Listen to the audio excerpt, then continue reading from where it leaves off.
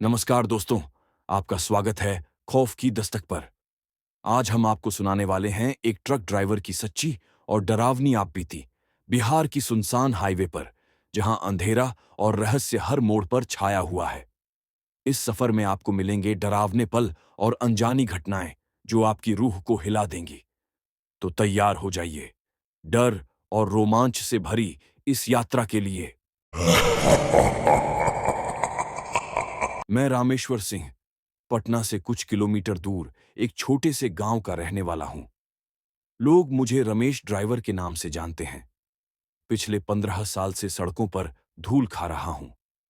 Truck चलाना मेरे लिए सिर्फ रोजी रोटी नहीं, अब तो जिंदगी का हिस्सा बन चुका है।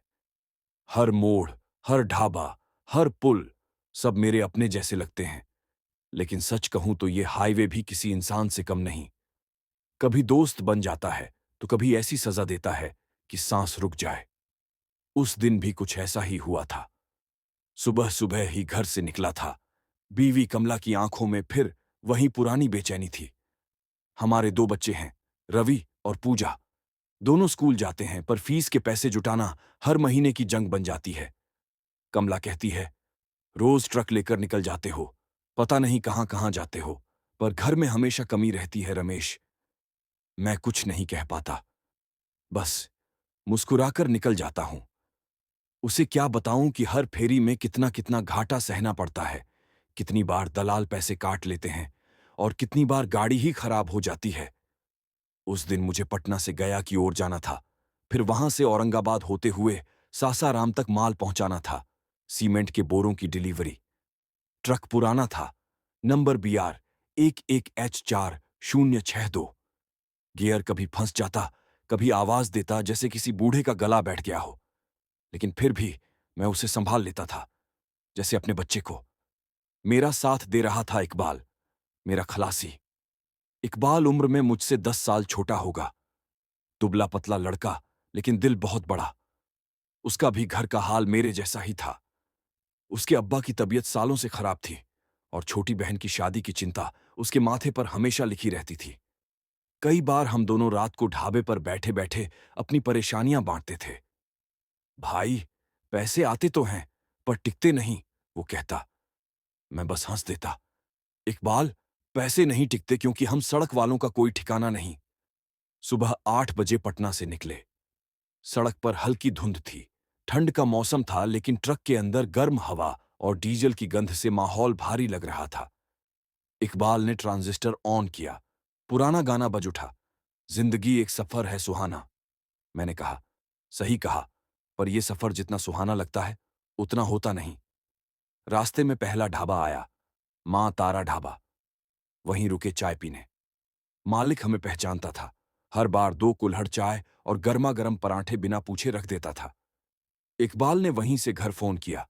उसकी अम्मी की तबीयत बिगड़ी थी। फोन पर उसकी आवाज कांप रही थी। भाईजान, दवा खत्म हो गई है। इकबाल की आंखें भर आईं। मैंने कहा, चल भाई, माल उतार के वापसी में कुछ पैसे निकाल लेंगे। पहले अब्बा अम्मी का इलाज करवाना जरूरी है। दोपहर तक हम गया के पास पहुंच गए। सूरज तेज था। सड़क के किनारे खड़े बबूल के पेड़ साए देने की कोशिश कर रहे थे। अचानक ट्रक की ब्रेक ने जवाब दे दिया। मेरे माथे पर पसीना आ गया। बड़ी मुश्किल से ट्रक को सड़क के किनारे रोका। नीचे उतरकर देखा तो ब्रेक की पाइप फट चुकी थी। इकबाल बोला, भाई, ये तो बड़ी दिक्कत हो गई। मैंने कहा, हाँ, पर रास्ते में भरत ऑटो सर्विस है, वहां तक धीरे धीरे चला लेते हैं। हमने लगभग 5 किलोमीटर बिना ब्रेक के ट्रक चलाया। उस वक्त हर मोड़ मौत जैसा लगता था। भरत नाम का मैकेनिक पुराना जानकार था। उसने 2 घंटे में ब्रेक ठीक कर दिए। जाते जाते बोला, रमेश भाई, आगे वाला पुल मत पार करना रात में। लोग कहते हैं वहां हादसे बहुत होते हैं, और कुछ अजीब भी। मैंने हंसकर टाल दिया, अरे भाई, ये सब तुम्हारे शहर की बातें हैं, हम तो रोज निकलते हैं।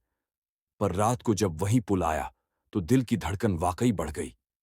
वो जगह कोइलवर पुल कहलाती है। सोन नदी के ऊपर बना हुआ पुराना पुल।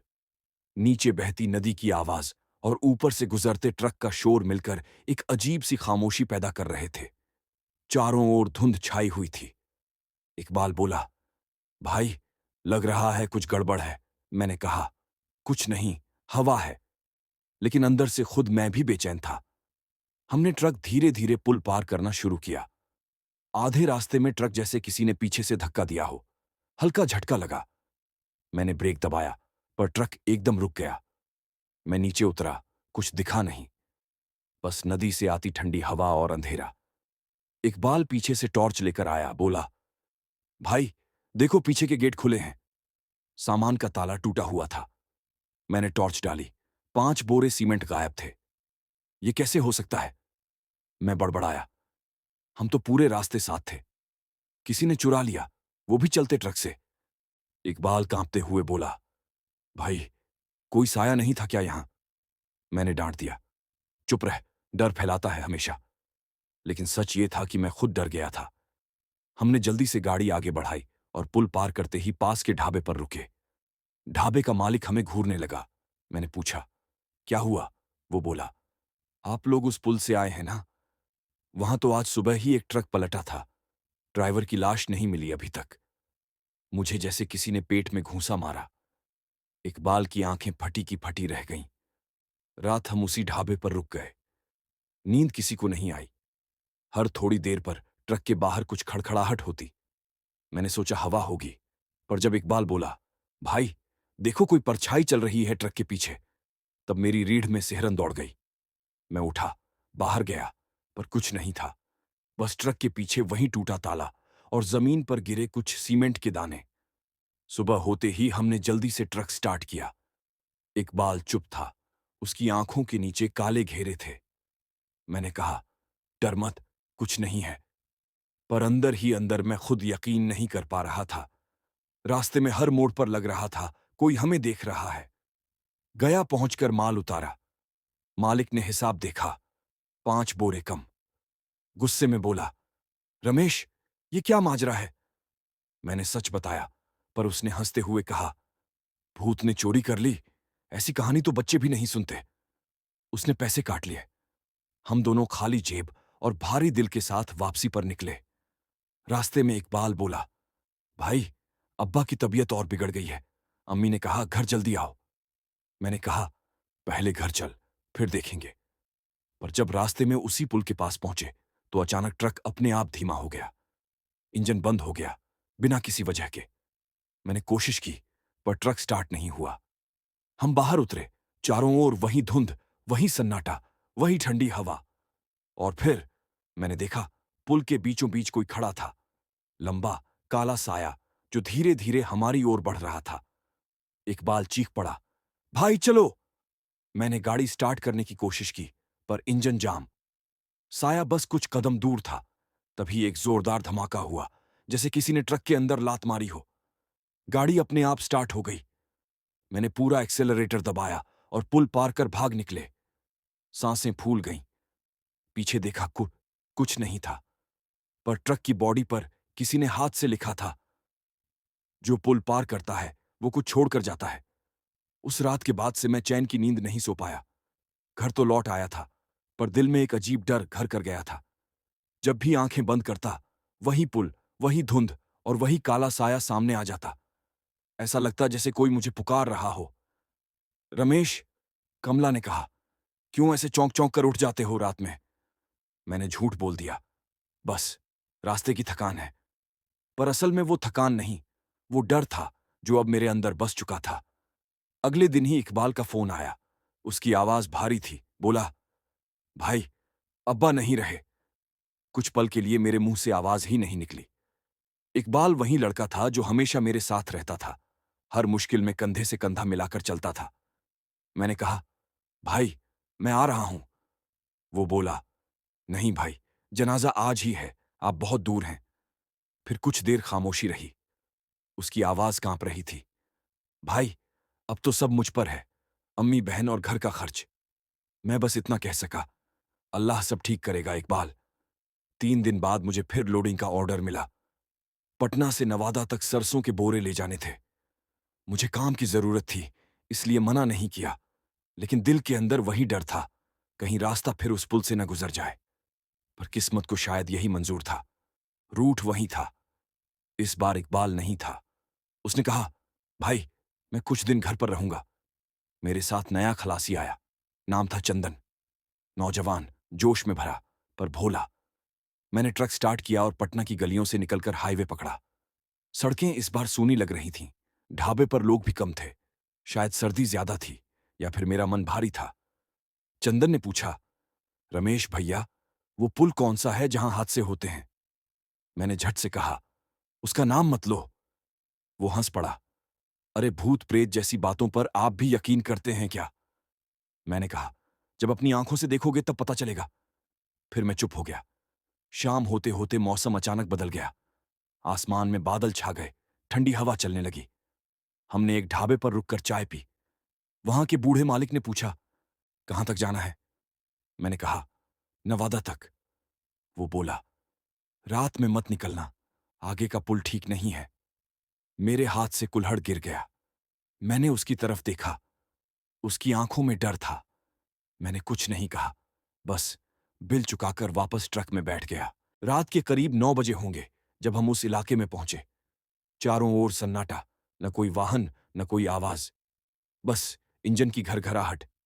चंदन ने कहा, भैया, ये रास्ता तो सुनसान है। मैंने सिर हिलाया। बस पुल पार करते ही आबादी शुरू हो जाएगी। पुल के पास आते ही हवा ठंडी हो गई। धुंध इतनी गहरी कि हेडलाइट भी बेअसर लग रही थी। मैंने कहा, चंदन, उतरकर देखना जरा रास्ता साफ है या नहीं। वो टॉर्च लेकर उतरा। कुछ पल बाद बोला, रास्ता तो साफ है भैया, पर ये देखो। मैं नीचे उतरा। पुल की रेलिंग पर सफेद रंग से लिखा था, जो लौटेगा वो चैन से नहीं सोएगा। मेरे पैरों के नीचे जमीन खिसक गई। किसी ने लिखा था, पर कब? किसने? क्यों? चंदन ने पूछा, भैया, ये किसने लिखा होगा? मैंने झट से कहा, चल बैठ, देर हो रही है। ट्रक आगे बढ़ाया, पर अब स्टीयरिंग पर मेरा नियंत्रण जैसे ढीला पड़ गया था। हर झटका, हर हवा का झोंका मुझे डराने लगा। पुल के बीच पहुंचे ही थे कि ट्रक अचानक बंद हो गया। अरे, ये क्या हुआ? चंदन घबरा गया। मैंने कहा, बैठे रहो, मैं देखता हूं। नीचे उतरकर बोनट खोला। सब ठीक था। डीजल था, वायर ठीक, पर इंजन बिल्कुल मृत। तभी हवा में से कोई आवाज आई, बहुत धीमी, पर साफ सुनाई दे रही थी। रामेश! क्यों लौट आया?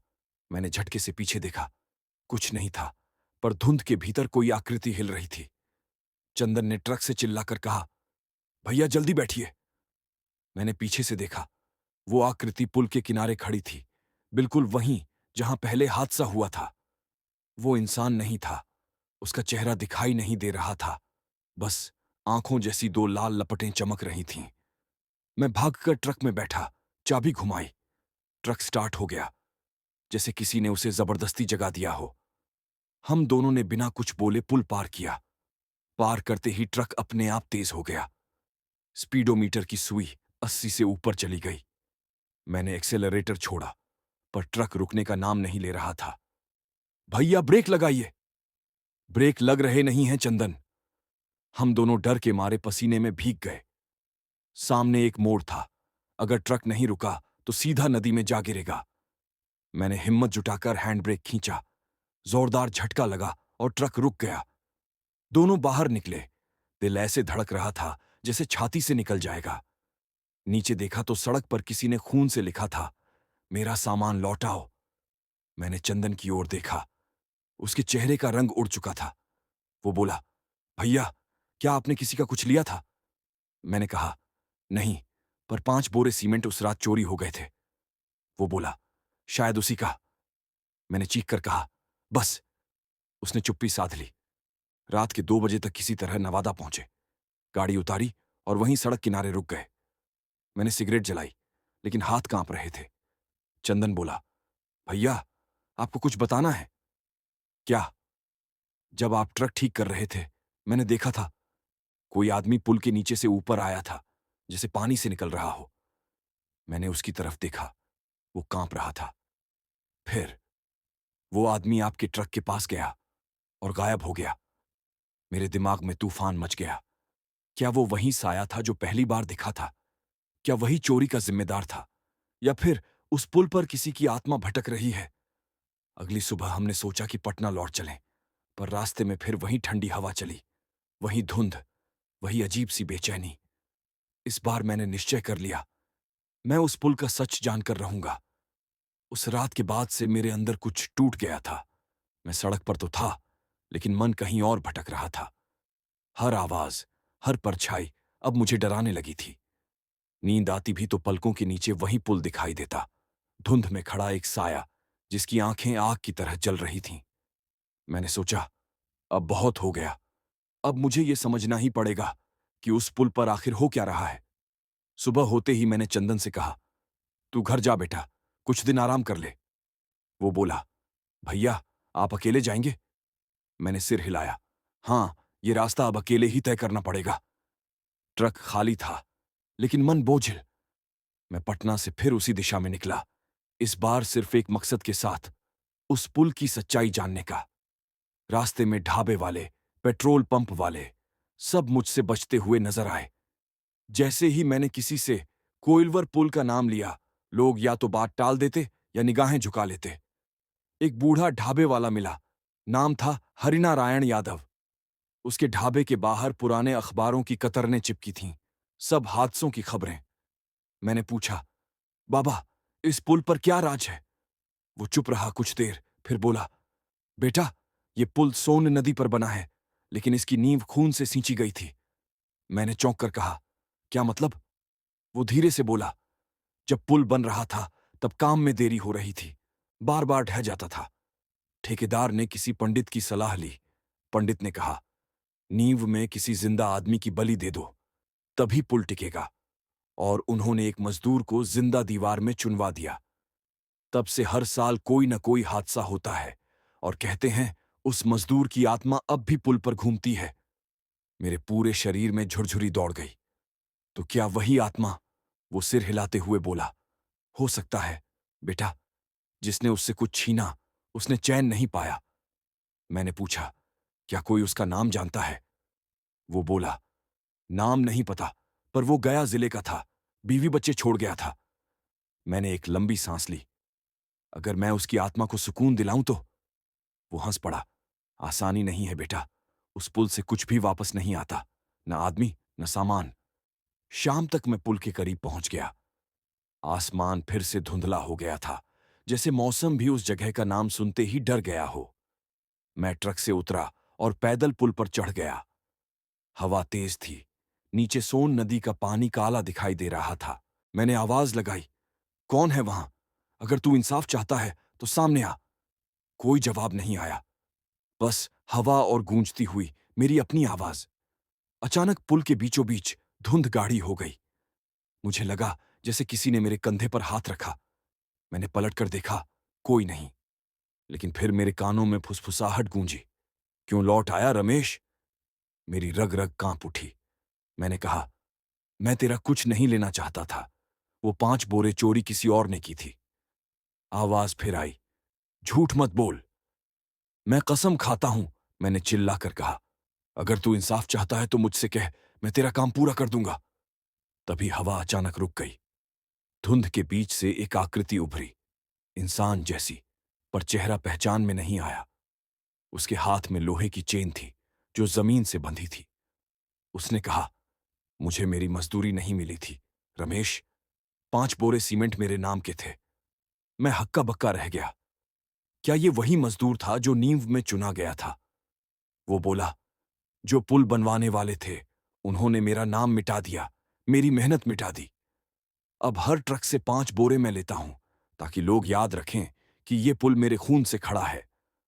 मैंने कांपते हुए कहा, तो अब तू क्या चाहता है? वो धीरे से बोला, मेरा नाम लौटा दे, मेरे घर वालों तक पहुंचा दे कि मैं मर नहीं गया, बस यही पुल बन गया हूं। मैंने कहा, कहां रहते थे तू? उसकी आवाज टूटी हुई थी, गया जिले के बेलसार गांव में। फिर वो धीरे धीरे हवा में गायब हो गया। मैं वहीं खड़ा रह गया, जैसे पत्थर बन गया हूं। कुछ देर बाद फिर हवा चली और पुल की रेलिंग पर किसी ने खून से लिखा, बेलसार। मैंने ठान लिया, अब मैं बेलसार जाऊंगा। शायद वहीं से ये कहानी खत्म होगी। अगली सुबह पटना लौटकर इकबाल को फोन किया। इकबाल, मुझे तेरी मदद चाहिए। वो बोला, भाई, अब्बा के बाद मैं भी टूट गया था, पर अगर आप बुला रहे हैं तो आ जाऊंगा। मैंने कहा, बस बेलसार गांव चलना है। वो चुप रहा कुछ पल, फिर बोला, ठीक है भाई। 3 दिन बाद हम दोनों फिर उस रास्ते पर निकले। इस बार डर से ज्यादा एक जिम्मेदारी थी। रास्ते में इकबाल ने पूछा, भाई, अब की बार क्या करने जा रहे हैं? मैंने कहा, इस बार डर से नहीं, इंसाफ से सामना होगा। हम बेलसार पहुंचे। छोटा सा गांव, मिट्टी के घर, खेतों में सरसों की खुशबू। एक बूढ़ी औरत से पूछा, यहां कोई था जो कोइलवर पुल पर काम करता था? वो बोली, हां बेटा, मेरा पति गया था, फिर कभी लौटा नहीं। मैंने पूछा, नाम क्या था उनका? वो बोली, रघुनाथ प्रसाद। उसने आकाश की तरफ देखा और कहा, लोग कहते हैं वो वहीं कहीं बस गए, पुल में। मुझे अंदर से झटका लगा। मैंने उसकी हथेलियों में पैसे रखे और कहा, अम्मा, अब आपके पति को शांति मिल जाएगी। वो बोली, क्या तुमने उसे देखा है? मैंने सिर झुका लिया। हां, देखा है। रात को हम वहीं रुके। इकबाल बोला, भाई, अब क्या करेंगे? मैंने कहा, कल उस पुल पर उसका नाम लिख दूंगा, ताकि कोई भूल न पाए कि रघुनाथ प्रसाद ही उस पुल की नींव है। अगले दिन सुबह सुबह ट्रक लेकर फिर उस पुल पर पहुंचे।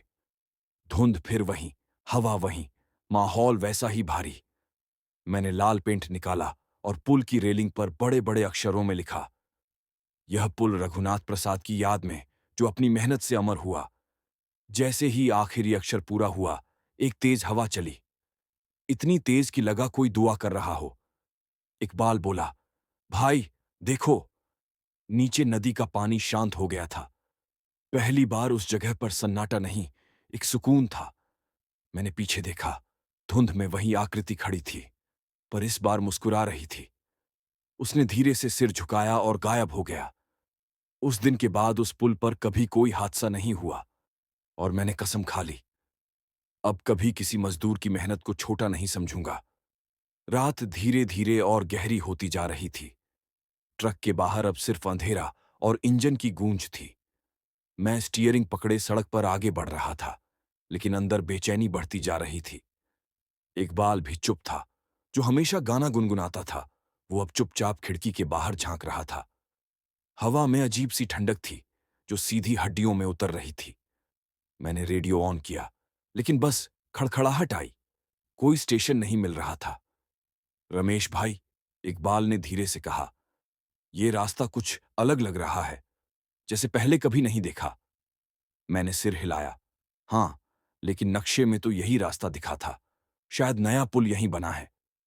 थोड़ी देर बाद हमें वो पुल दिखा, लंबा, लोहे का बना हुआ। नीचे गंगा का गहरा काला पानी बह रहा था, लेकिन पुल के दोनों किनारे पर कोई रोशनी नहीं थी। बस हवा की सरसराहट और नदी की लहरों की आवाज। यही होगा वो पुल, मैंने कहा। चलो निकालते हैं ट्रक। जैसे ही ट्रक पुल पर चढ़ा, ट्रक के अंदर की हवा भारी हो गई। गियर खींचने लगे, जैसे कोई नीचे से पकड़ रहा हो। मैं थोड़ा घबराया, पर गाड़ी चलाता रहा। इकबाल ने अचानक कहा, भाई, पीछे कुछ गिरने की आवाज आई थी। मैंने रियर मिरर में देखा। कुछ नहीं था, बस धुंध फैल रही थी। पुल के बीचों बीच पहुंचते ही ट्रक हिल गया, जैसे किसी ने जोर से धक्का मारा हो। इंजन एक झटके में बंद हो गया। सन्नाटा छा गया। मैंने तुरंत हैंड ब्रेक लगाया और उतरकर बोनट खोला। ठंडी हवा ने चेहरा काट दिया। इकबाल ने टॉर्च जलाई, लेकिन टॉर्च की रोशनी झिलमिलाई और बुझ गई। अरे ये क्या? मैंने कहा, लेकिन तभी पीछे ट्रक के दरवाजे से खट की आवाज आई। हम दोनों ने मुड़कर देखा। ट्रक का पिछला दरवाजा खुला था। इकबाल, ताले तो लगाए थे ना? हां भाई, मैंने खुद लगाया था। हम दौड़कर पीछे गए। अंदर का नजारा देखकर हमारे पैरों तले जमीन खिसक गई। ट्रक का आधा सामान गायब था, वो भी जो सबसे भारी बॉक्स थे, जैसे किसी ने हवा में उठा लिए हों। कोई निशान नहीं, कोई पैरों के चिन्ह नहीं, बस ठंडी हवा और गंगा की लहरों की आवाज। भाई, ये चोरी कैसे हो सकती है पुल के बीच में? इकबाल कांपते हुए बोला। मैंने कोई जवाब नहीं दिया। दिल की धड़कन इतनी तेज थी कि कानों में आवाज गूंज रही थी। तभी अचानक ट्रक का हॉर्न अपने आप बजने लगा, लंबी डरावनी आवाज में। हम दोनों डर कर पीछे हटे। ट्रक की हेडलाइट अपने आप जल गई और कुछ सेकंड के लिए आगे की सड़क पर किसी की परछाई दिखाई दी, सफेद कपड़ों में, बाल हवा में उड़ते हुए, और वो हमारे ट्रक की ओर देख रही थी। इकबाल ने डर के मारे मेरी बांह पकड़ ली। भाई, ये क्या है? मैंने कुछ नहीं कहा। उस पल में मेरी जुबान बंद थी। मैं बस देख रहा था। वो परछाई धीरे धीरे धुंध में समा गई और हेडलाइट अपने आप बंद हो गई। हॉर्न भी रुक गया। चारों तरफ फिर वहीं सन्नाटा। कुछ देर तक हम दोनों वहीं जमे रहे। फिर मैंने हिम्मत करके इंजन स्टार्ट करने की कोशिश की। इस बार गाड़ी चल पड़ी, जैसे कुछ हुआ ही ना हो। लेकिन जब पुल के पार पहुंचे, मैंने मिरर में देखा। पीछे ट्रक का दरवाजा फिर से खुला हुआ था और वो सफेद परछाई फिर से खड़ी थी, बिल्कुल उसी जगह जहां हमारा सामान गायब हुआ था। रमेश भाई, इकबाल की आवाज कांप रही थी। हम वापस चलें क्या? मैंने गहरी सांस ली। नहीं इकबाल, अब पीछे नहीं मुड़ना। जो भी है, आगे बढ़ना ही होगा। हम चुपचाप आगे बढ़ते रहे। ट्रक के अंदर अब कोई आवाज नहीं थी, बस डर, सन्नाटा और गंगा की गहराई की ठंडक हमारे साथ चल रही थी।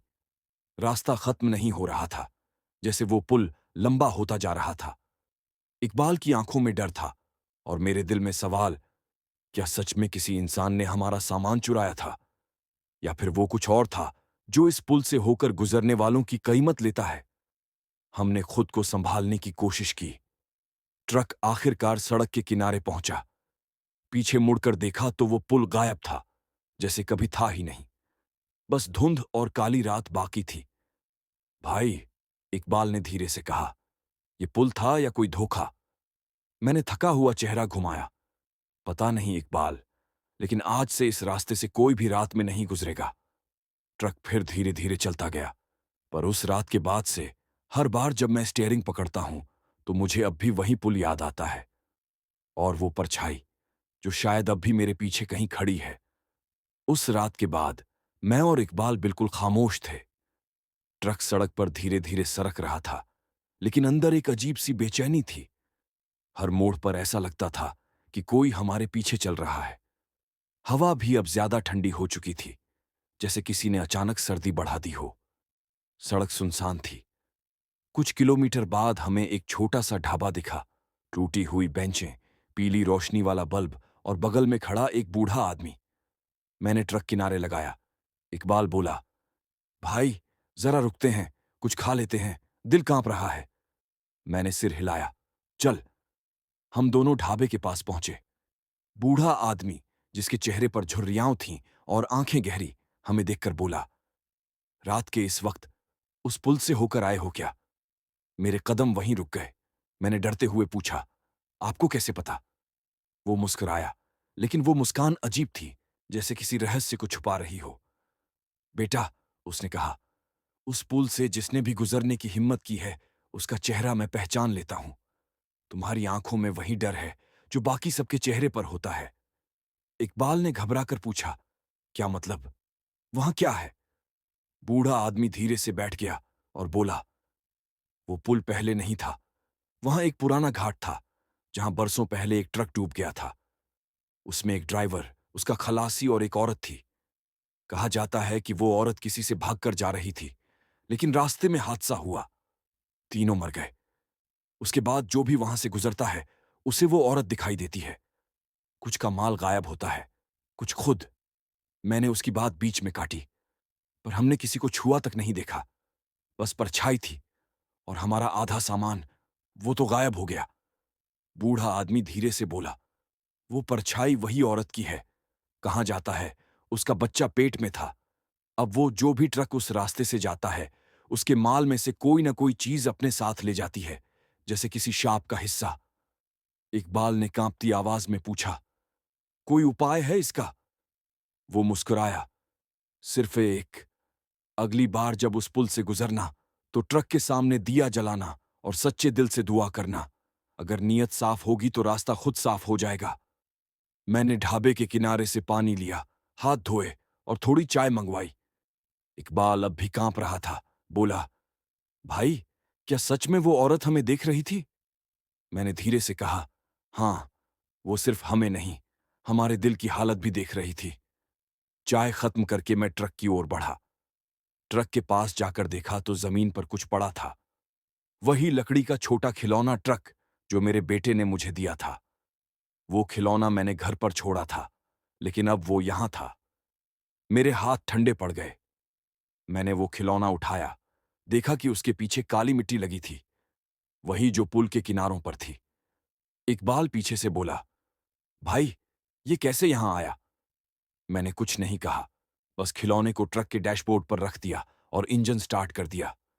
ट्रक चल पड़ा, लेकिन अब स्टीयरिंग पकड़ते हुए मेरी उंगलियां कांप रही थीं। हर बार जब हेडलाइट सड़क को रोशन करती, मुझे लगता जैसे कोई परछाई झट से किनारे हट जाती है।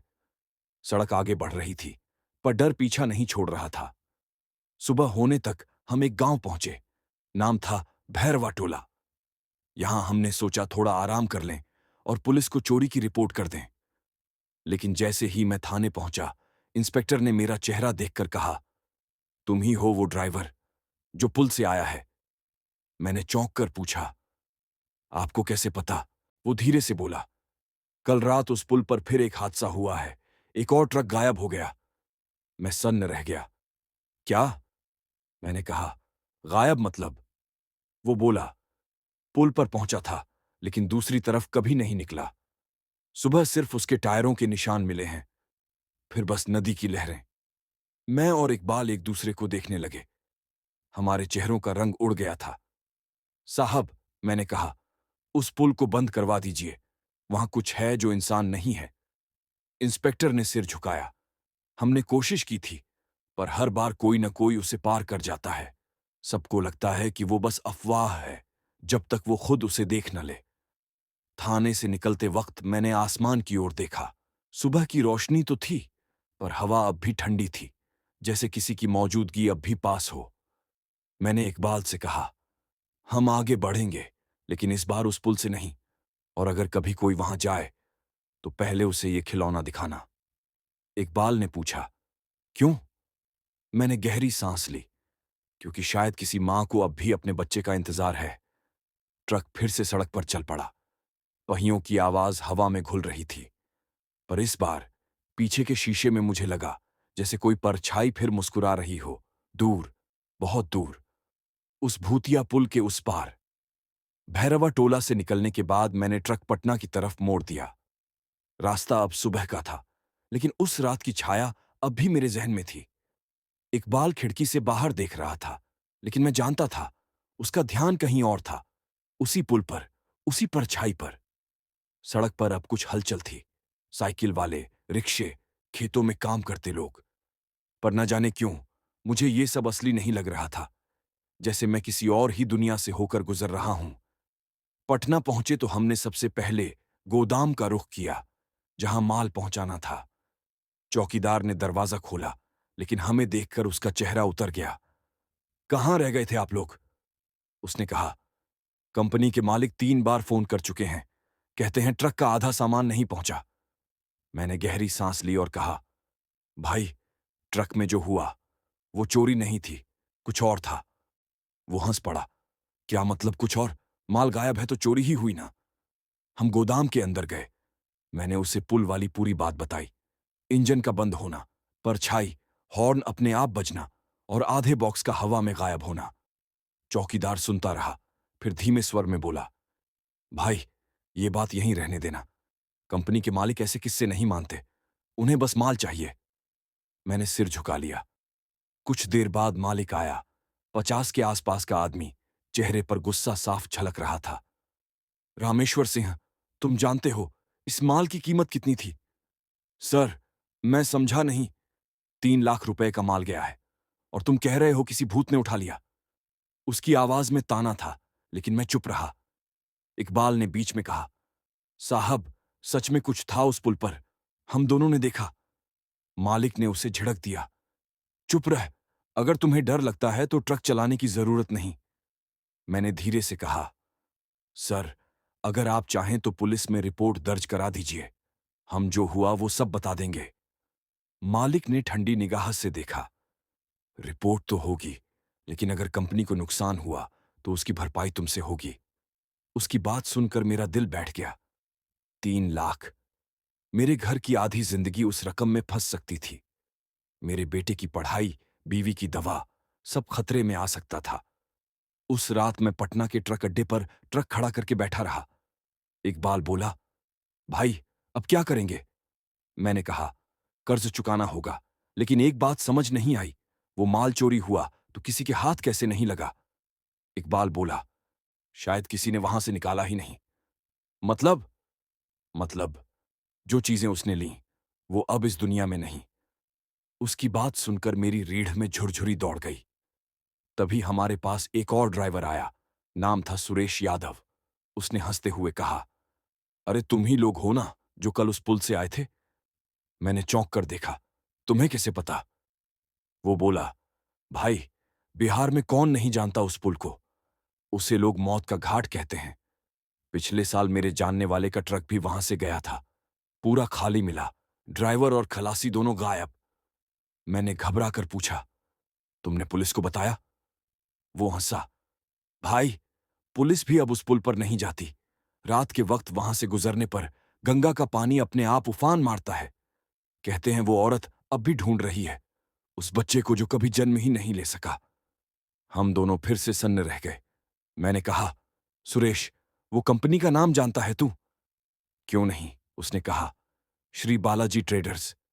वही जो तुम्हारा माल भेजता है। सुना है सालों पहले उसी कंपनी का पहला ट्रक उस पुल से डूबा था।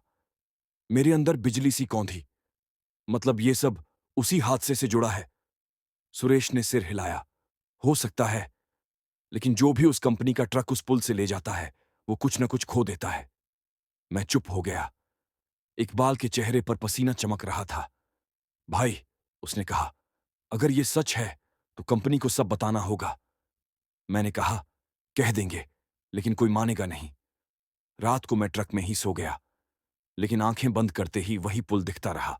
गंगा का काला पानी, सफेद साया, और मेरा बेटा जो दूर से पुकार रहा था, बाबू, मेरा खिलौना ट्रक मत छोड़ना।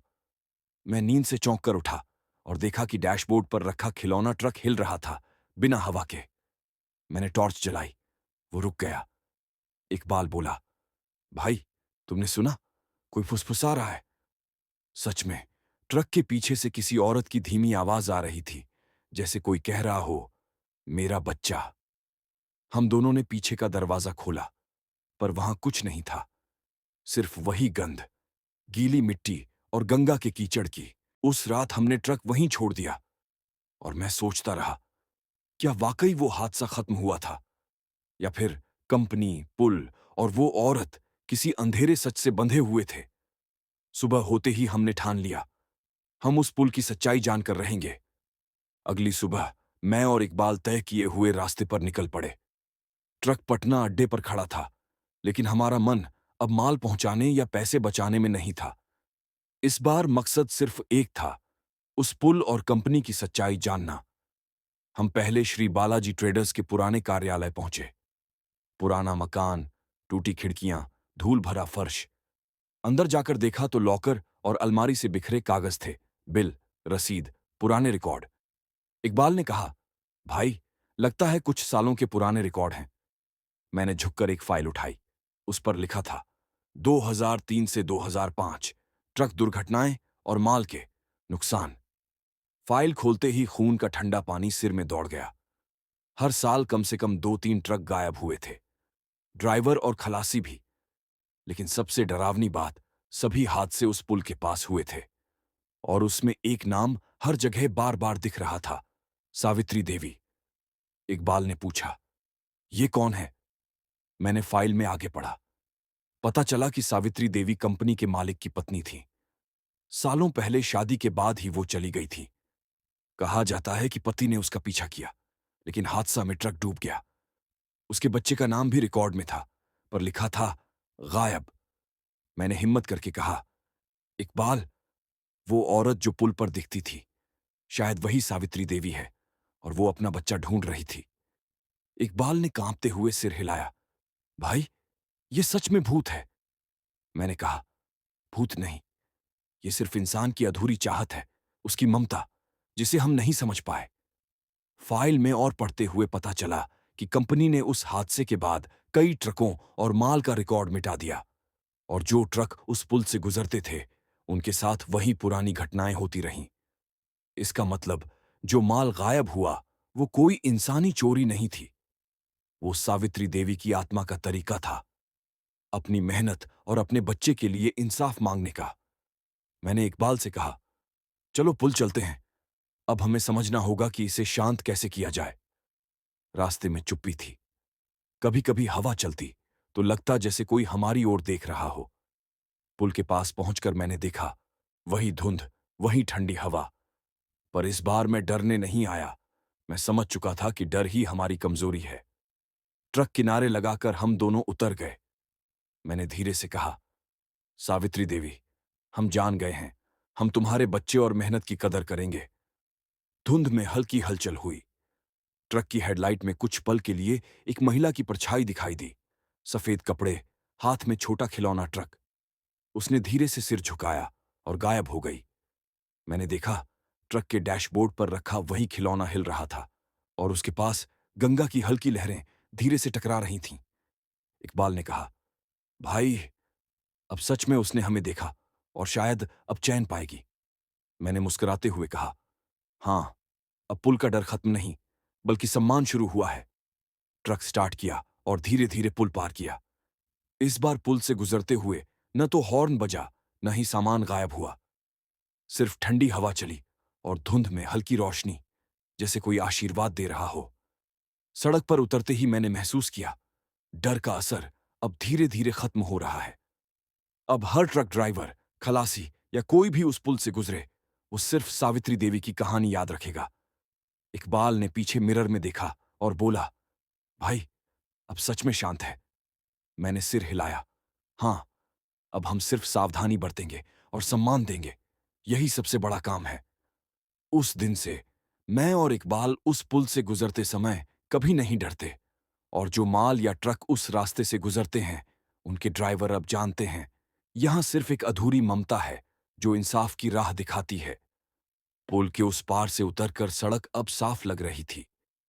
ट्रक की चक्कियां धीरे धीरे धूल भरे रास्ते पर रगड़ खा रही थीं, लेकिन इस बार डर नहीं था, सिर्फ थकान और हल्का सुकून।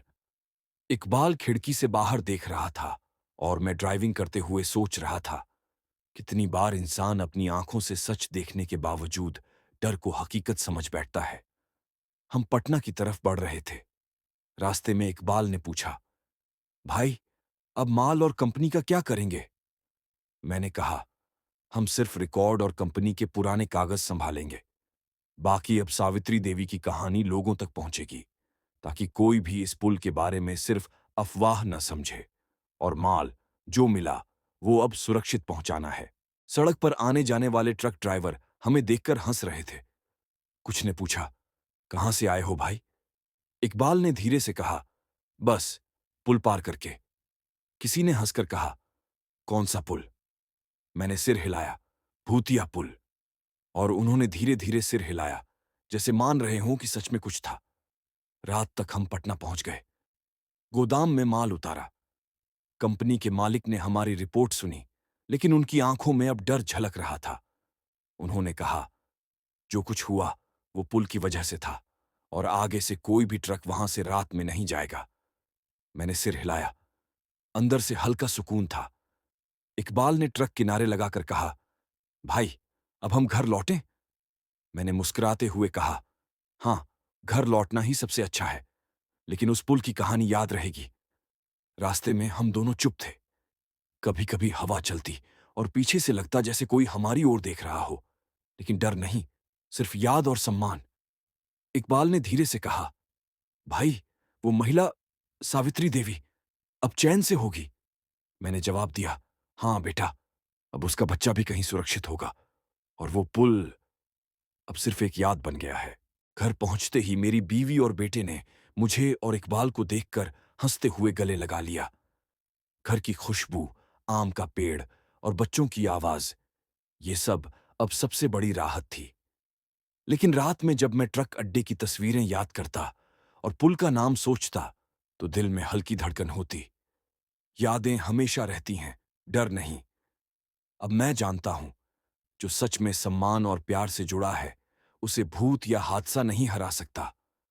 उस दिन के बाद से मैं और इकबाल जब भी सड़क पर ट्रक ड्राइव करते हैं, तो सावित्री देवी और उस भूतिया पुल को याद करते हैं। नई पीढ़ी के ड्राइवरों को चेतावनी देते हैं, रास्ता सुरक्षित है, पर सम्मान बनाए रखना। कभी किसी की मेहनत, कभी किसी की ममता को हल्के में मत लेना, नहीं तो पुल हमेशा याद दिलाएगा। कुछ हफ्तों बाद मैं और इकबाल की जिंदगी धीरे धीरे सामान्य हो गई थी। ट्रक अड्डे पर लौटकर काम शुरू किया, घर लौटकर अपने परिवार के साथ समय बिताया। बेटे की पढ़ाई, बीवी के घर के काम, सब कुछ जैसे पुराने तरीके से चल रहा था। लेकिन हर बार जब मैं ट्रक स्टार्ट करता या पटना की तरफ निकलता, मेरे दिमाग में वही पुल और सावित्री देवी की परछाई घूमती रहती थी। एक दिन सुबह सुबह ट्रक की सर्विस करवा रहा था कि कुछ नए ड्राइवर आए। उनके चेहरे पर वही उत्साह और आत्मविश्वास था जो नए लोग हमेशा दिखाते हैं। लेकिन जब मैंने पुल का नाम लिया, कोइलवर पुल, उनके चेहरे पर डर झलक गया। भाई, सच में वो पुल? एक ने कहा। मैंने सिर हिलाया।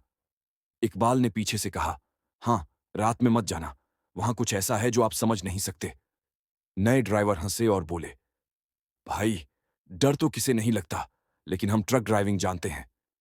मैंने धीरे से कहा, समझ लो, डर सिर्फ आंखों से नहीं, दिल से महसूस होता है, और जो वहां से गुजरता है उसे सिर्फ सावित्री देवी की ममता का एहसास होता है।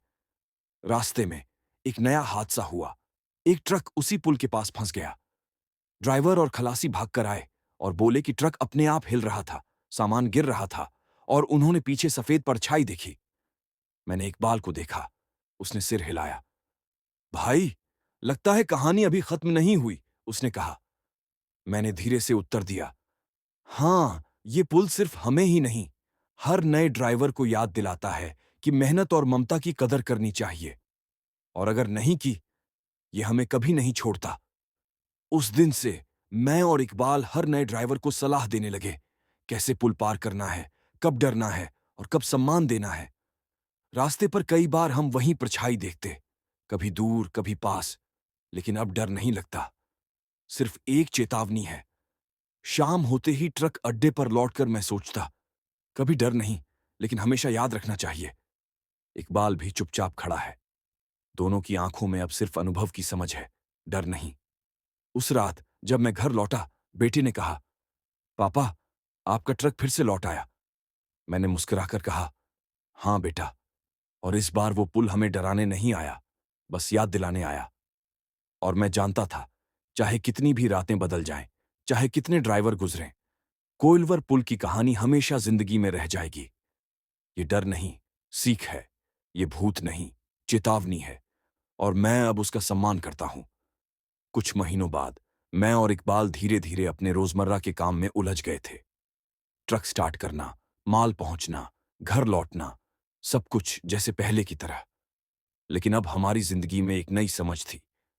हम जानते थे कि बिहार हाईवे सिर्फ सड़क नहीं है, बल्कि कई अनकहे रहस्यों और कहानियों से भरी हुई है। एक दिन सुबह जब मैं ट्रक अड्डे पर खड़ा था, कुछ नए और युवा ड्राइवर आए। उनकी आंखों में उत्साह था, लेकिन जैसे ही मैंने कोइलवर पुल का नाम लिया, उनके चेहरे पर डर छा गया। भाई, सच में वो पुल? एक ने डरते हुए पूछा। मैंने हाँ में सिर हिलाया। इकबाल ने पीछे से कहा, हाँ, रात में मत जाना, वहां कुछ ऐसा है जो आप नहीं समझ सकते। वे हंसे और बोले, भाई, डर तो हर किसी को लगता है, लेकिन हम ड्राइविंग जानते हैं।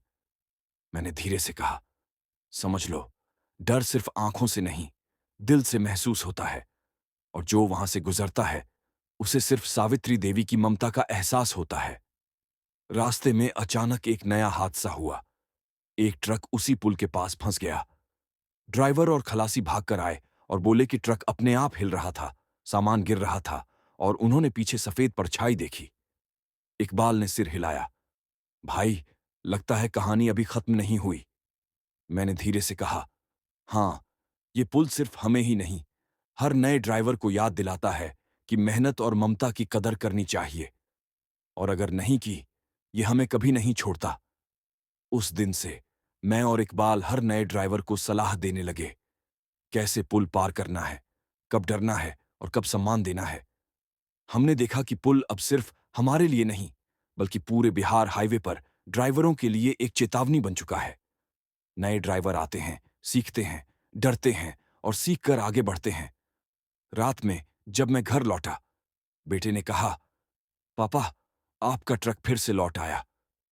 मैंने मुस्कुराकर कहा, हाँ बेटा, और इस बार वो पुल हमें डराने नहीं आया, बस याद दिलाने आया। मैं जानता था कि चाहे कितनी भी रातें बदल जाएं, चाहे कितने ड्राइवर गुजरें, कोइलवर पुल की कहानी हमेशा जिंदगी में रह जाएगी। ये डर नहीं, सीख है। ये भूत नहीं, चेतावनी है। और अब मैं और इकबाल उसका सम्मान करते हैं। लेकिन अंदर कहीं मुझे पता था, पुल की कहानी अभी खत्म नहीं हुई। नए ड्राइवरों के लिए नए रहस्य अभी भी छिपे हैं। मैं और इकबाल बस तैयार हैं अगले चालक को सुरक्षित पहुंचाने के लिए। कुछ हफ्ते बाद मैं और इकबाल फिर से ट्रक के साथ बिहार हाईवे पर थे। काम जारी था, लेकिन अब हमारी निगाहें हमेशा सड़क पर रहती थीं, खासकर कोइलवर पुल के पास। नए ड्राइवरों की आवाजें, गाड़ियों की हॉर्न और सड़क की धूल, सब कुछ सामान्य था। पर हम जानते थे कि रात के समय वही पुल अपने रहस्य खोलता है। एक शाम हमें पता चला कि एक युवा ड्राइवर, नाम था अजय कुमार, उसी पुल से गुजरने वाला था। उसने ट्रक नया खरीदा था और उसे पहली बार रात में उस हाईवे पर भेजा गया था। उसकी आंखों में उत्साह था, पर अनुभव की कमी साफ झलक रही थी। हमने सोचा कि उसे सलाह दे दें। मैंने कहा, अजय, ध्यान रखना, रात में पुल पार करना आसान नहीं। वहां कुछ है जो सिर्फ सचमुच महसूस किया जा सकता है। अजय ने हंसते हुए कहा, भाई, डर तो हर किसी को लगता है, लेकिन मैं संभाल लूंगा। रात होते ही अजय ट्रक लेकर पुल की ओर बढ़ा। हम दोनों पीछे से उसकी स्थिति पर नजर रख रहे थे। जैसे ही उसका ट्रक पुल पर पहुंचा, हेडलाइट्स में हल्की धुंध दिखी। अचानक ट्रक खुद ब खुद हिलने लगा। हॉर्न बजा और पीछे से सफेद परछाई झलक गई। मैं और इकबाल दोनों सन्न रह गए। अजय ने हिम्मत दिखाई और धीरे से ट्रक रोका। उसने पीछे मिरर में देखा। वही महिला, सफेद कपड़ों में, हाथ में छोटा खिलौना ट्रक। अजय का चेहरा डर से पीला हो गया। हमने रेडियो से उससे संपर्क किया। उसने हिचकिचाते हुए कहा, भाई, मुझे लगता है कि वो महिला देख रही है। मैंने कहा, ठंडा दिमाग रखो अजय, डर सिर्फ तुम्हारे अंदर है। उसका मतलब है कि तुम उसकी कहानी समझो, सम्मान करो, ट्रक के सामने दीपक जलाओ और दिल से दुआ करो। अजय ने ऐसा ही किया। दीपक जलाया, हाथ जोड़कर दुआ की। धीरे धीरे ट्रक का हिलना बंद हो गया, हॉर्न भी शांत हुआ। पीछे की परछाई गायब हो गई। हमने राहत की सांस ली। अजय ने पीछे से कहा, भाई, मुझे लगा मैं मर जाऊंगा, लेकिन अब मैं समझ गया। इकबाल ने मुस्कुराते हुए कहा, अब तुम भी जान गए कि यह पुल डराने के लिए नहीं, सीख देने के लिए है। इस रात के बाद अजय हर ड्राइवर को कहता, कोइलवर पुल सिर्फ सड़क नहीं, एक चेतावनी है। इसे सम्मान दो, डर को नहीं। हमने देखा कि पुल अब धीरे धीरे सिर्फ डर का प्रतीक नहीं, बल्कि अनुभव और सीख का केंद्र बनता जा रहा है। नए ड्राइवर आते हैं, डरते हैं, सीखते हैं और आगे बढ़ते हैं।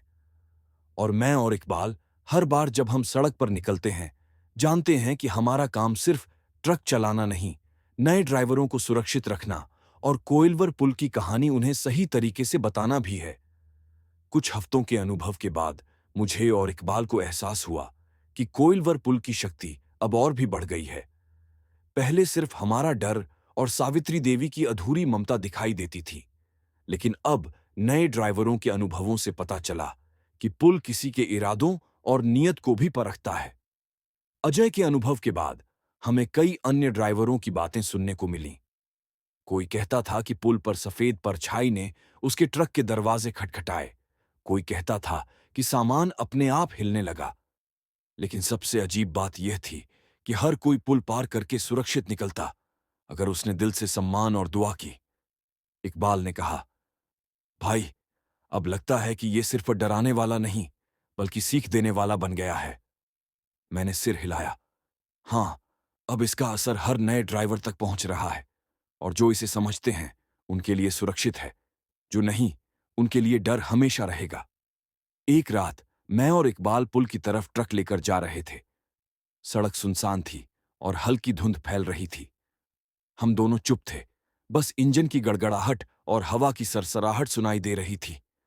जैसे ही हम पुल पर पहुंचे, पीछे की तरफ हल्की परछाई दिखाई दी। सफेद कपड़े, हौले हौले हिलती हवा में बाल और हाथ में छोटा खिलौना ट्रक। इकबाल ने कहा, भाई, अब ये कोई नई आत्मा नहीं, ये वही सावित्री देवी है, और अब उसकी शक्ति बढ़ गई है। मैंने दीपक जलाया और दिल से दुआ की। ट्रक हिलना बंद हुआ। परछाई धीरे धीरे धुंध में समा गई। हम दोनों सांस लेते रहे। मैंने इकबाल से कहा, देखो, अब पुल सिर्फ हमारे लिए नहीं, पूरे बिहार हाईवे के लिए चेतावनी और सीख बन गया है। और जो इसे समझेगा, सुरक्षित रहेगा, लेकिन जो नहीं, उसका सामना कभी कभी डरावना होगा। इकबाल ने सिर हिलाया। भाई, लगता है अब हम इस कहानी के गवाह ही नहीं, शिक्षक भी बन गए हैं। मैंने मुस्कुराया। हाँ, और हर नए ड्राइवर को यह सीख देना हमारी जिम्मेदारी है, ताकि पुल सिर्फ भूतिया न लगे, बल्कि सुरक्षा और सम्मान का प्रतीक बने। उस रात से हम दोनों ने पुल की स्थिति पर विशेष ध्यान देना शुरू किया। नए ड्राइवरों को सलाह देना, उन्हें बताना कि कैसे रात में पुल पार करें और कैसे सावित्री देवी का सम्मान करें। कोइलवर पुल अब सिर्फ डर का प्रतीक नहीं, बल्कि पूरे बिहार हाईवे पर ट्रक ड्राइवरों के लिए सीख और चेतावनी का केंद्र बन चुका था। और हम, रमेश और इकबाल, इसके गवाह और शिक्षक बन चुके थे। कुछ महीने बीत गए और कोइलवर पुल की कहानी अब पूरे बिहार हाईवे पर फैल चुकी थी। मैं और इकबाल अक्सर नए ड्राइवरों को सलाह देते, उन्हें बताते कि रात में पुल पार करते समय ध्यान क्या रखना है। लेकिन धीरे धीरे हमें एहसास हुआ कि पुल सिर्फ वर्तमान ड्राइवरों को ही नहीं, बल्कि पुराने ड्राइवरों की अधूरी कहानियों और अनुभवों को भी अपने अंदर समेट रहा है। एक दिन ट्रक अड्डे पर कुछ पुराने ड्राइवर आए। उनका चेहरा चिंता और डर से भरा था। उन्होंने हमें बताया कि सालों पहले कई ड्राइवरों और खलासियों के अजीब हादसे उस पुल पर हुए थे। कभी ट्रक डूब गया, कभी माल गायब हुआ, और कई बार ड्राइवर और खलासी दोनों लापता। इकबाल ने सिर हिलाया। भाई, अब ये साफ है कि पुल सिर्फ हमारा अनुभव नहीं, बल्कि कई लोगों की अधूरी कहानियों का संगम है। मैंने धीरे से कहा, हाँ, और हर कहानी पुल की शक्ति को बढ़ाती है। जो इसे समझता है, सुरक्षित रहता है। जो नहीं, उसे डर मिलता है। हमने उस दिन तय किया कि पुराने ड्राइवरों की कहानियां भी नए ड्राइवरों तक पहुंचाई जाए, ताकि सभी जानते रहें कि कोइलवर पुल सिर्फ सड़क का हिस्सा नहीं, बल्कि अनुभव, सीख और चेतावनी का प्रतीक है। रात को मैं और इकबाल पुल के पास थे। पीछे से हल्की धुंध में परछाई दिखाई दी। सफेद कपड़े, हाथ में खिलौना ट्रक। मैंने दीपक जलाया और धीरे से कहा, सावित्री देवी, हम आपके अनुभव को सभी तक पहुंचाएंगे। अब बस शांति ही है। परछाई धीरे धीरे गायब हो गई। ट्रक अब शांत था, सड़क सुरक्षित थी। इकबाल ने कहा, भाई, अब लगता है कि पुल सिर्फ डर का नहीं, बल्कि सीख का केंद्र बन गया है। मैंने मुस्कुराया। हाँ, और हम इसके गवाह और शिक्षक हैं। हर नए ड्राइवर को यह सीख देना हमारी जिम्मेदारी है। उस रात से मैं और इकबाल हर रात को पुल की निगरानी करते, नए और पुराने ड्राइवरों को सुरक्षित मार्ग दिखाते। कोइलवर पुल अब सिर्फ एक भूतिया जगह नहीं, बल्कि बिहार हाईवे के ट्रक ड्राइवरों के लिए अनुभव, सम्मान और चेतावनी का प्रतीक बन चुका था। लेकिन मेरे अंदर हल्की बेचैनी थी। मुझे पता था कि हर नई रात, हर नया ड्राइवर और हर नया ट्रक पुल की कहानी को और गहरा बना देगा, और इस गहराई में नए रहस्य हमेशा छिपे रहेंगे। कुछ दिनों बाद पटना के ट्रक अड्डे पर एक पुराने ड्राइवर का नाम आया, रामनाथ मिश्रा। वह लगभग 60 साल का था और उसके चेहरे पर समय और अनुभव की गहरी छाप थी। उसने हमें बुलाया और धीरे से कहा, भाई, मैं आपको कुछ बताना चाहता हूं, शायद आप इसे पहले नहीं जानते। हम दोनों, मैं और इकबाल, उसकी ओर झुककर सुनने लगे। रामनाथ ने शुरू किया, साल 2005 में मैं और मेरा खलासी पुल से गुजर रहे थे। रात बहुत घनी थी और रास्ता सुनसान। तभी हमें उसी पुल पर सफेद परछाई दिखाई दी, हाथ में एक खिलौना ट्रक। हम दोनों डर से कांप रहे थे, लेकिन जैसे ही ट्रक ने हल्की हेडलाइट की रोशनी दिखाई, परछाई हमारे ट्रक के सामने आ गई। मेरा खलासी चिल्लाया, पर मैं उसे शांत करने की कोशिश कर रहा था। इकबाल ने धीरे से पूछा। और फिर क्या हुआ? रामनाथ ने गहरी सांस ली। हमने दिल से दुआ की और ट्रक के सामने दीपक जलाया। तभी वो परछाई धीरे धीरे धुंध में समा गई। पर उस रात से मैं जान गया, पुल सिर्फ सड़क नहीं है। यह हर ड्राइवर की नीयत, उसका अनुभव और उसकी समझ का परीक्षण करता है। मेरा खलासी उस रात डर के मारे वहीं बेहोश हो गया। मैं और इकबाल चुप हो गए। हमें महसूस हुआ कि पुल की शक्ति सिर्फ हमारी नहीं थी, बल्कि हर पुराने ड्राइवर और खलासी के अनुभव से बढ़ती जा रही थी। रामनाथ ने कहा, उस रात से मैं हर नए ड्राइवर को सावित्री देवी की कहानी बताता हूं, ताकि कोई भी पुल की ताकत को हल्के में ना ले। मैंने धीरे से कहा, रामनाथ जी, अब हम भी यही करते हैं। हर नया ड्राइवर पुल पार करते समय सावधानी बरतता है और हर पुराना ड्राइवर उसकी कहानी को साझा करता है। रामनाथ मुस्कुराया। हाँ बेटा, यही पुल का असली रहस्य है।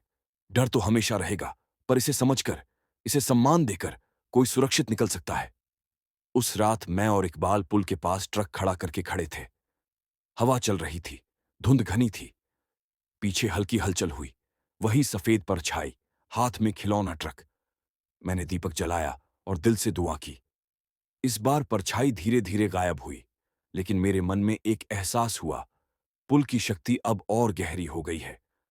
पुराने ड्राइवरों के अनुभव, नए ड्राइवरों की नीयत और हमारी देखभाल, ये सब मिलकर पुल को अब और भी प्रभावशाली बना रहे हैं। इकबाल ने धीरे कहा, भाई, अब लगता है कि ये सिर्फ भूतिया जगह नहीं, बल्कि सभी ड्राइवरों की कहानी, सीख और चेतावनी का प्रतीक बन गया है। मैंने सिर हिलाया। हाँ, और हम इसका हिस्सा बनकर नए ड्राइवरों को सुरक्षित पहुंचाने में मदद कर रहे हैं। रात के उस अनुभव के बाद हमें एहसास हुआ कि कोइलवर पुल का रहस्य सिर्फ डर नहीं, बल्कि हर ड्राइवर के अनुभव, उसकी नीयत और उसकी समझ का परीक्षण है। कुछ हफ्तों बाद पटना हाईवे पर एक नया ड्राइवर आया। नाम था अजय वर्मा। नया ट्रक, नया उत्साह और अनुभव की कमी। उसे पहली बार रात में कोइलवर पुल पार करना था। मैंने और इकबाल ने उसे चेतावनी दी, अजय, रात में पुल पार करना आसान नहीं। यहां सिर्फ सड़क नहीं है, बल्कि नियत और अनुभव का परीक्षण है। अजय ने हंसते हुए कहा, भाई, डर तो हर किसी को लगता है, मैं संभाल लूंगा। जैसे ही अजय का ट्रक रात में पुल पर पहुंचा, हवा अचानक ठंडी हो गई। ट्रक खुद ब खुद हिलने लगा। हॉर्न बजा और पीछे से हल्की परछाई दिखाई दी। सफेद कपड़े, हाथ में खिलौना ट्रक। मैंने रेडियो से उससे कहा, अजय, शांत रहो, ध्यान रखो, यह सिर्फ तुम्हारी नीयत परख रहा है। अजय ने जोर से कहा, भाई, मुझे डर लग रहा है।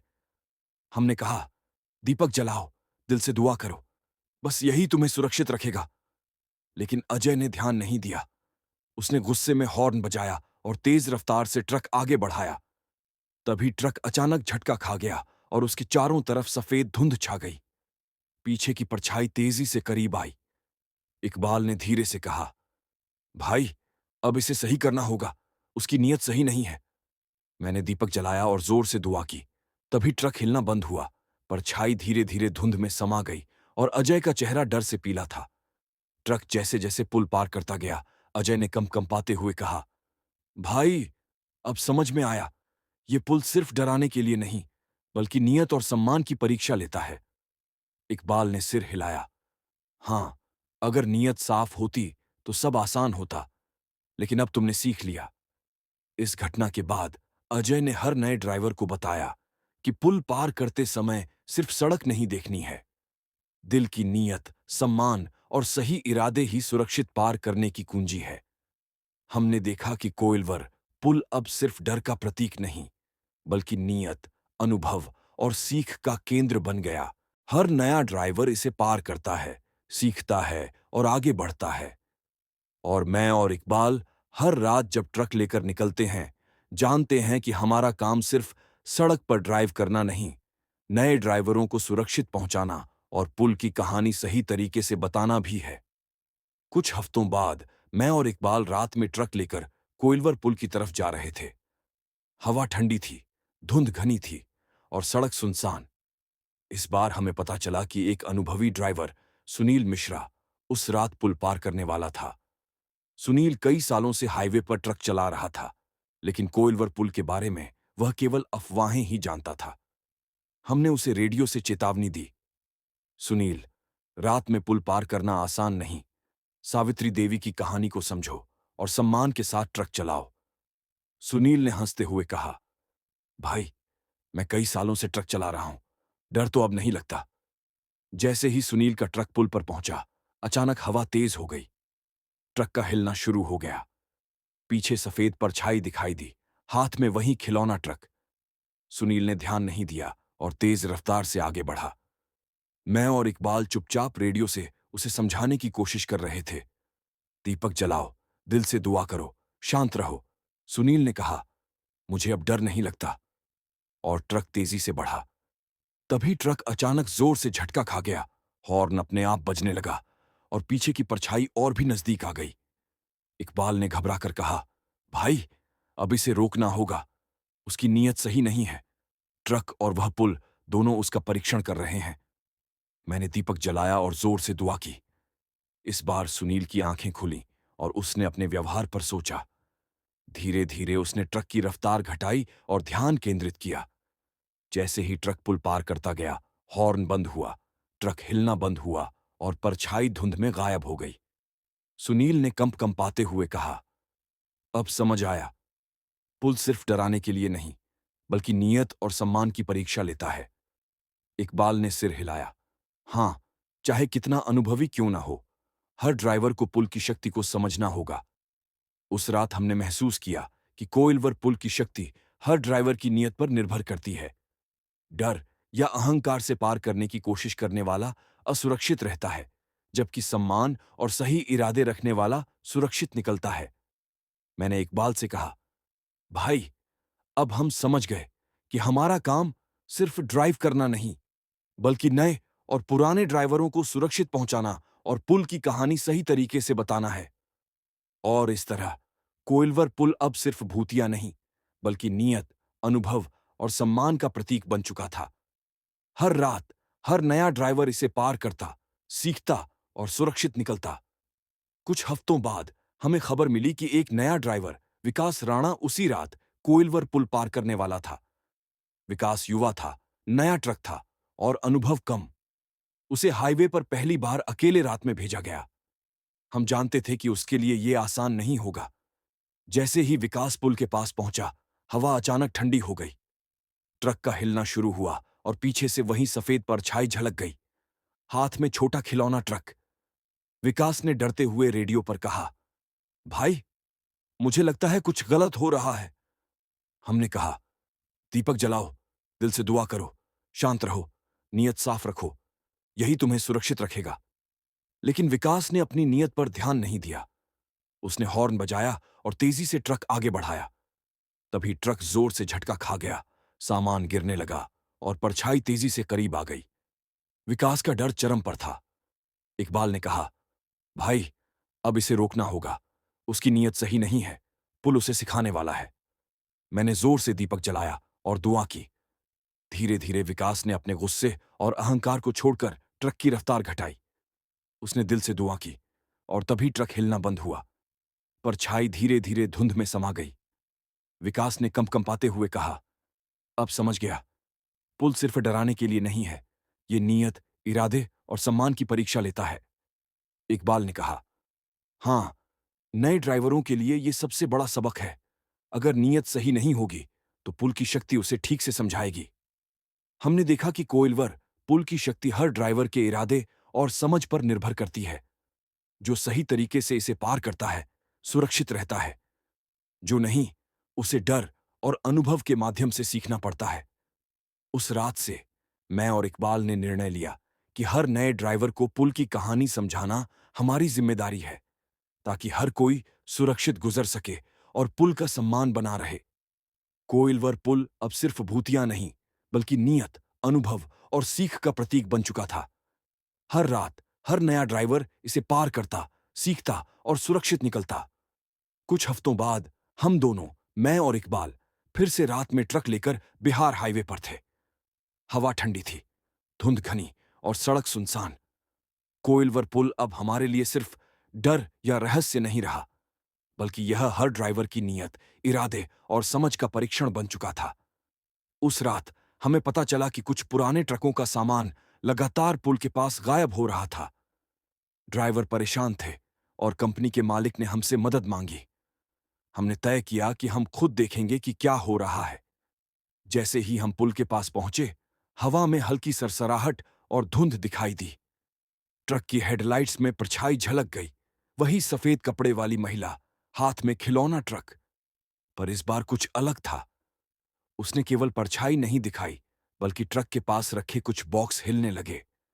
इकबाल ने धीरे कहा, भाई, लगता है अब पुल सिर्फ डराने वाला नहीं, बल्कि पुराने ट्रकों और गायब माल का रहस्य भी खोलने वाला है।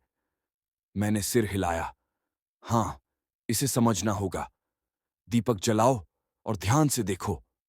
हमने देखा कि जो माल गायब हुआ था, वह धीरे धीरे ट्रक के पास लौटने लगा। परछाई ने उसे एक जगह से दूसरी जगह ले जाते हुए दिखाया, जैसे कह रही हो, सही जगह पर रखो, सम्मान दो। मैंने इकबाल से कहा, भाई, अब साफ हो गया। ये सिर्फ डर नहीं है, ये पुराने ट्रकों और माल की कहानी है जो पुल में दबा हुआ था, और सावित्री देवी की शक्ति उसे सही करने के लिए है। जैसे ही हमने ट्रक के माल को सुरक्षित किया, परछाई धीरे धीरे धुंध में समा गई। ट्रक अब शांत था, सड़क सुरक्षित थी। इकबाल ने कहा, भाई, अब हमें समझ में आ गया, पुल सिर्फ डर और नीयत का परीक्षण नहीं करता, बल्कि पुराने हादसों और गायब माल का रहस्य भी दिखाता है। हर ड्राइवर को इसे समझना चाहिए। मैंने सिर हिलाया। हाँ, और यही हमारी जिम्मेदारी है कि हर नए और पुराने ड्राइवर को यह कहानी बताएं, ताकि पुल सिर्फ डराने वाला नहीं, बल्कि सीख देने वाला बन जाए। उस रात के बाद हम दोनों ने तय किया कि कोइलवर पुल अब सिर्फ हाईवे का हिस्सा नहीं है, बल्कि हर ड्राइवर के अनुभव, नियत और सम्मान का प्रतीक बन चुका है। और अब हम उसकी शक्ति को समझते हुए नए ड्राइवरों को सुरक्षित मार्ग दिखाते हैं।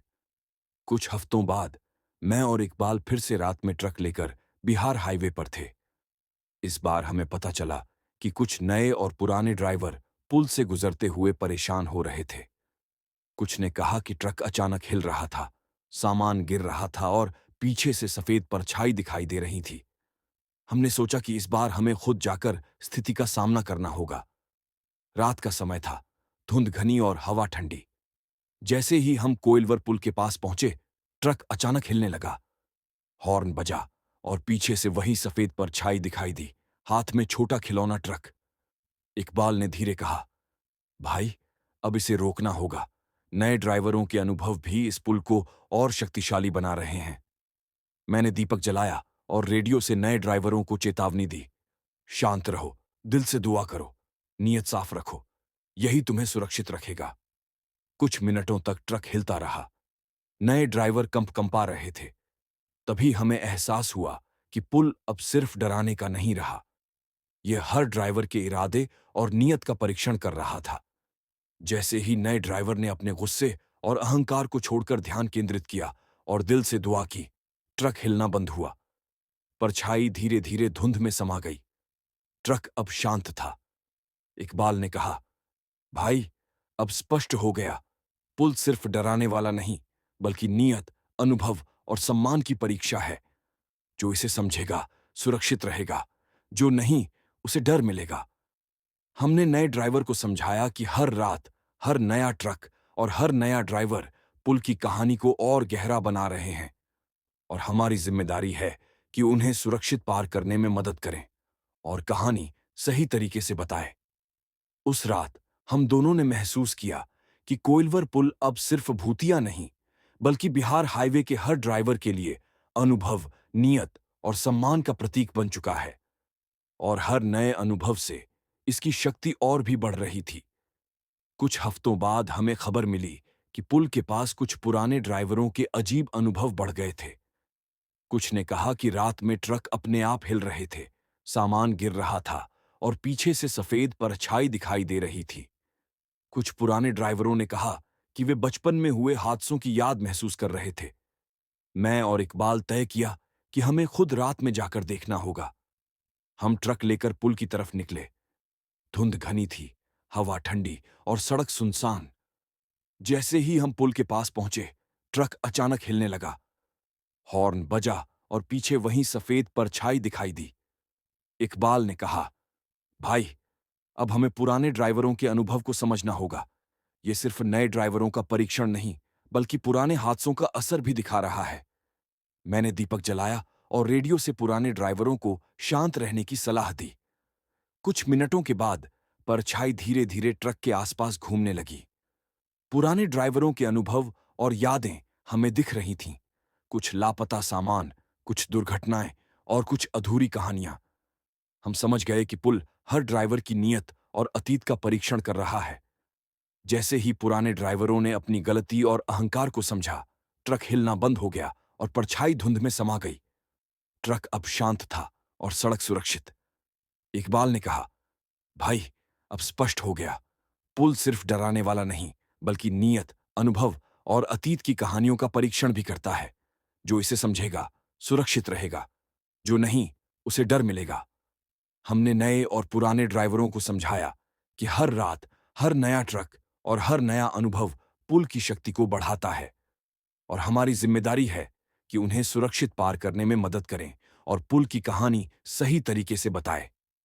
उस रात हम दोनों ने महसूस किया कि कोइलवर पुल अब सिर्फ भूतिया नहीं, बल्कि बिहार हाईवे के हर ड्राइवर के लिए अनुभव, नीयत, अतीत और सम्मान का प्रतीक बन चुका है। और हर नए अनुभव से इसकी शक्ति और भी बढ़ रही थी। कुछ हफ्तों बाद हमें खबर मिली कि एक नया ड्राइवर, राहुल देव, रात में पुल पार करने वाला था। वह युवा और अनुभवहीन था, लेकिन आत्मविश्वास से भरा। उसे पहली बार रात में कोइलवर पुल पार करना था। जैसे ही राहुल का ट्रक पुल के पास पहुंचा, हवा अचानक ठंडी हो गई। ट्रक खुद ब खुद हिलने लगा, हॉर्न बजने लगी और पीछे से वही सफेद परछाई दिखाई दी, हाथ में छोटा खिलौना ट्रक। मैंने रेडियो से कहा, राहुल, शांत रहो, दीपक जलाओ और दिल से दुआ करो। नीयत साफ रखो, तभी सुरक्षित निकल पाओगे। लेकिन राहुल ने ध्यान नहीं दिया। उसने तेज रफ्तार से ट्रक बढ़ाया, गुस्से में हॉर्न बजाई। तभी ट्रक जोर से झटका खा गया और सामान गिरने लगा। परछाई तेजी से उसके ट्रक के पास आ गई। इकबाल ने कहा, भाई, अब इसे रोकना होगा। उसका अहंकार और गलत नीयत इसे रोक रही है। मैंने दीपक जलाया और जोर से दुआ की।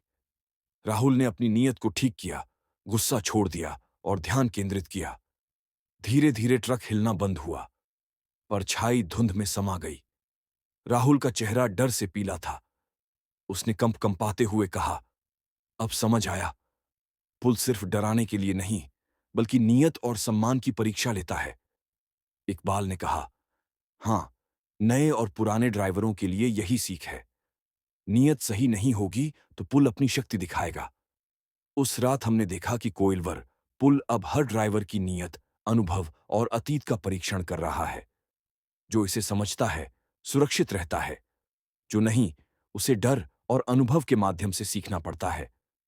हमने नए ड्राइवरों को समझाया कि हर रात, हर ट्रक और हर अनुभव पुल की शक्ति को बढ़ाता है, और हमारी जिम्मेदारी है कि उन्हें सुरक्षित पार करने में मदद करें और पुल की कहानी सही तरीके से बताएं। कोइलवर पुल अब सिर्फ भूतिया नहीं, बल्कि बिहार हाईवे के हर ड्राइवर के लिए अनुभव, नीयत और सम्मान का प्रतीक बन चुका था।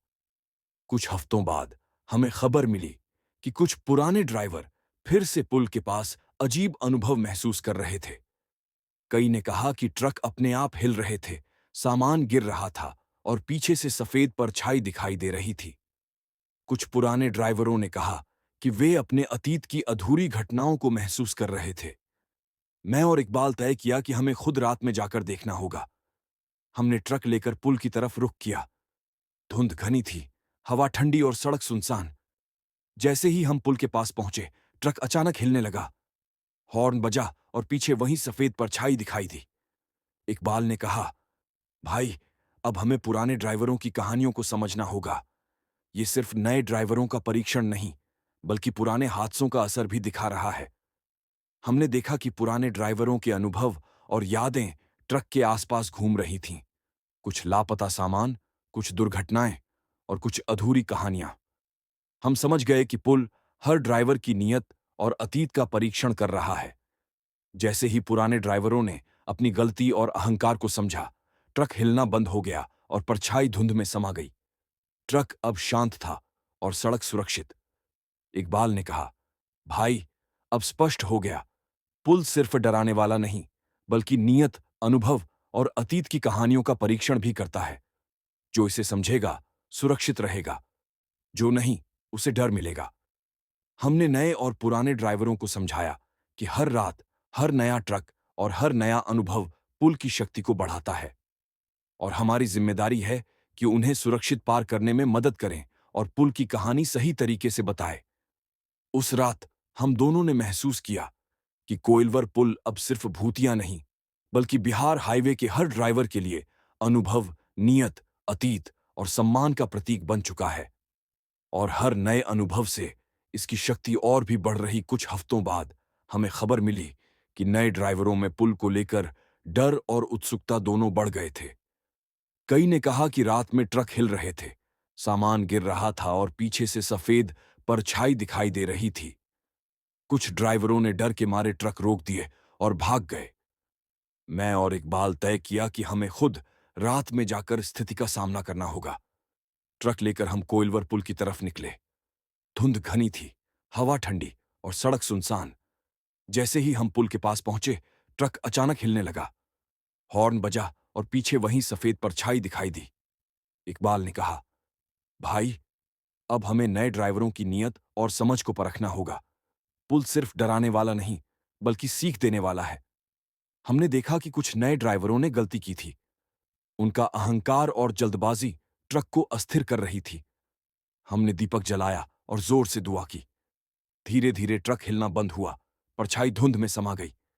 एक नया ड्राइवर कंपाते हुए बोला, अब समझ में आया, पुल सिर्फ डराने के लिए नहीं है, यह हमारी नीयत, अनुभव और सम्मान की परीक्षा लेता है। इकबाल ने सिर हिलाया, हाँ, और जो इसे समझेगा, सुरक्षित रहेगा। जो नहीं, उसे डर का सामना करना पड़ता है।